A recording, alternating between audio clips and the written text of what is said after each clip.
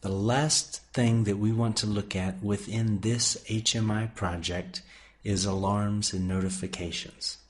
And I'm going to make a very short lecture of this just to show the basics of setting up an alarm inside of an HMI.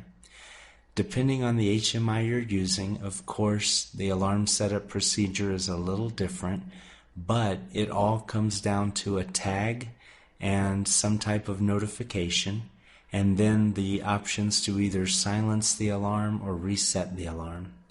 Now in our program, we're still looking at our blower program, and that program does not have any alarms built into it, which is fine because all we're really looking at right now is setting up alarms, not the actual process of coding them into a PLC program. We've already covered that in a previous lecture. For now, I'm just going to show how to set up a bit within the HMI development environment as an alarm.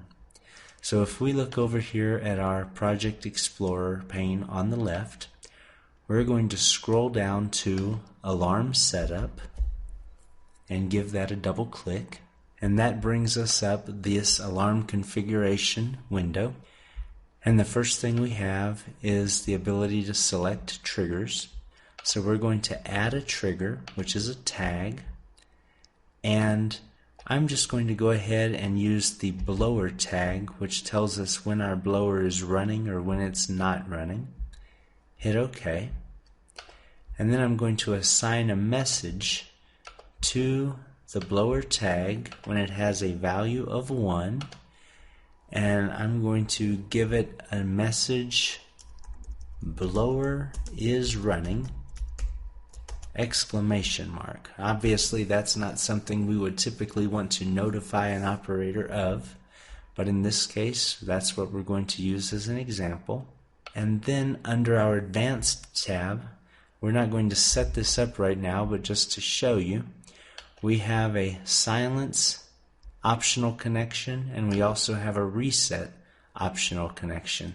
And here is where you would tag into your alarm silence and alarm reset bits so that anytime you hit the alarm reset or alarm silence button in the program, it's going to go ahead and do the same thing in the PLC program, and that's what we want to happen. Back when we were talking about alarms and notifications, if you remember, alarm reset and alarm silence are what we use to handle notifications and alarms. So let's go ahead and hit OK. And now we're going to click our little running man, which is the same thing as going up to application and clicking test application. And after a couple of seconds, it's going to show us our HMI that we created in the last lecture. Only this time we're going to have an alarm every time we turn our blower on. Okay, so our HMI popped up, our blower is off, and if we put it into auto, we should get the status changed to auto, but since our blower doesn't come on, there is no alarm. But when we put it into hand, now we get a nice pop-up that tells us our blower is running, and we have the options to acknowledge or silence or clear alarms, or just to close that menu. And alarms are as simple as that.